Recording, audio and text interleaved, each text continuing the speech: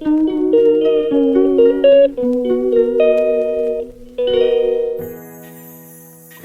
Morning everyone. এখন বাজে সকাল 6টা মতো। তো আমি এখন টিউশন যাওয়ার জন্য বেরিয়ে গেছি। আমার টিউশন আছে আজকে সকালবেলা। তো এই সকালবেলা উঠতে খুব কষ্ট হয়, যেহেতু অনেক রাতে আমরা শোই। তো আমার এখন এইচএসে পড়া স্টার্ট হয়ে গেছে, তাই সকালে টিউশন যাচ্ছি। এখন বাজে বিকেল 4টে। আমি চলে এসেছি ইংলিশ টিউশন পড়তে। তো একটু আগেই চলে এসেছি, আর এখনও স্যার দরজা খুলেনি, তো আমরা একটু বসে আছি। আর দেখো ফাঁকা রাস্তাটা, দুপুর এখন বিকেল মানে 4টে বাজে, তো প্রচুর রোদ বলে এখন কেউ বেরোয়নি অত। তো এই যে আমি টিউশনে ঢুকে গেছি। তো আজকে আমার একটু আগেই চলে আসা হয়েছে, অনেকক্ষণ বাইরে ওয়েট করলাম, তারপর ঢুকলাম। স্যার এখনও আসেননি, অনেকে চলে এসছে পড়তে।